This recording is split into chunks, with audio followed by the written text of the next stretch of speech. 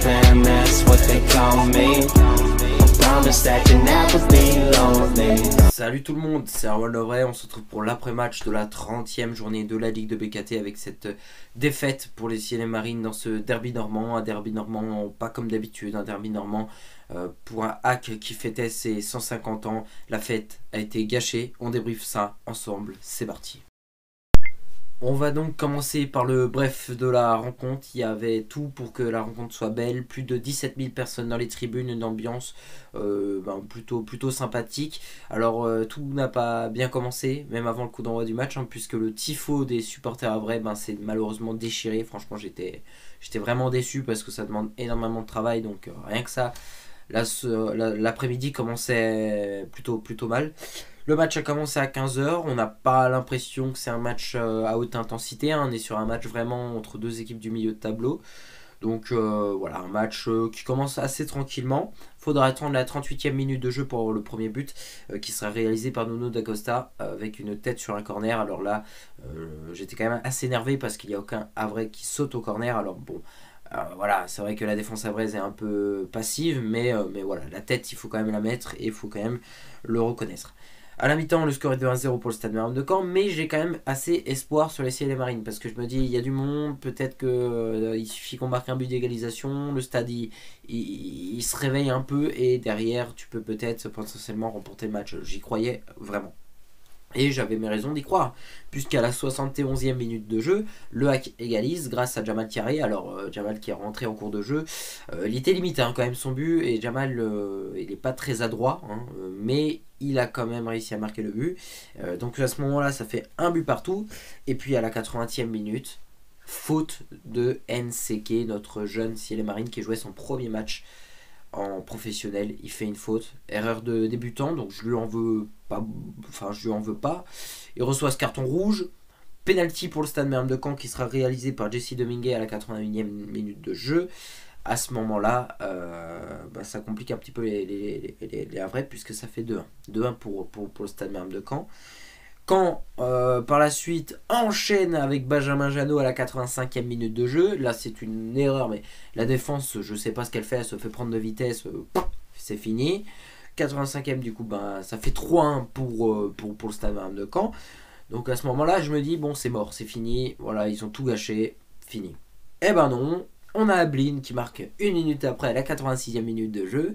Bang, 3-2, et là, peut-être au moins aller chercher un point. Eh bien non, il y a monsieur Mathieu Gorgelin, le gardien du hack, qui est rentré en cours de jeu parce que Yaya Fofana s'est blessé en fin de première mi-temps. Du coup, Gorgelin est rentré. Et qu'est-ce que nous fait Gorgelin? Il nous fait de la merde. Un dégagement pourri où je sais pas ce qu'il fait. Il arrive même pas à reprendre la balle.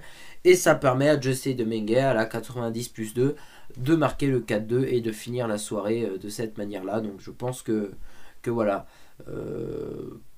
Le score est plutôt juste pour Caen. Je pense que Caen mérite cette victoire.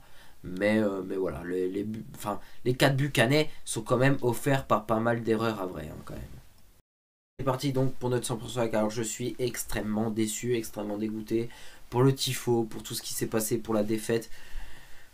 Voilà, je suis déçu parce qu'on gâche un petit peu la fête. Voilà, j'aurais bien aimé qu'on puisse gagner cette rencontre. À la rigueur, c'était vraiment le dernier match qui m'intéressait avec cette fin de saison.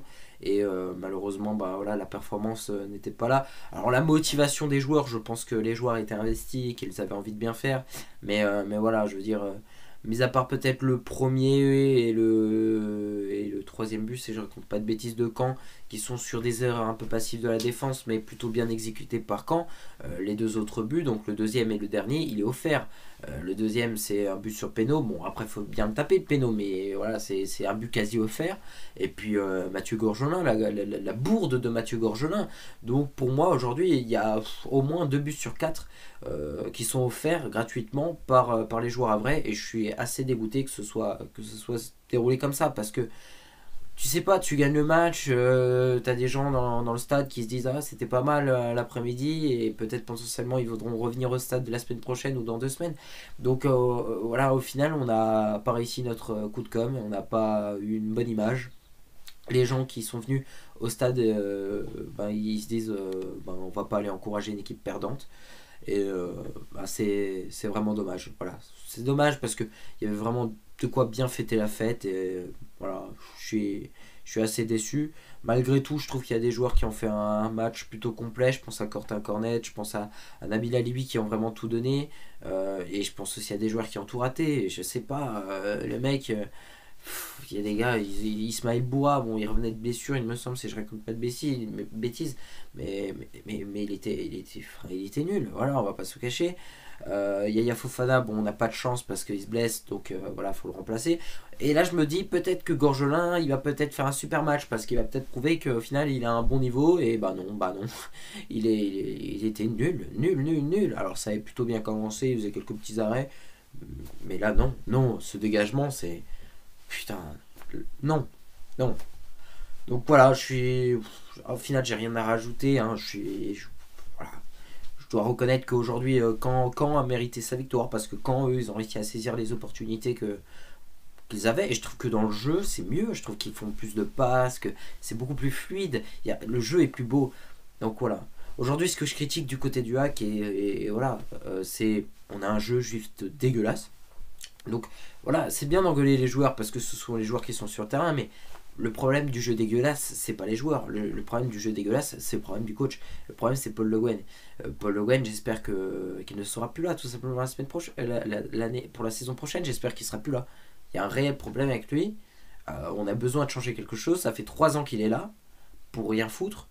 Donc, il serait bien de pouvoir le changer et de pouvoir faire évoluer les choses. Et j'espère que le hack arrivera à se reconstruire d'une plus belle manière. Mais bon, de l'histoire de Paul Le Guen et de Vincent Volpe, j'aurais plein de choses à dire. Mais j'essaierai d'attendre la fin de saison pour en parler.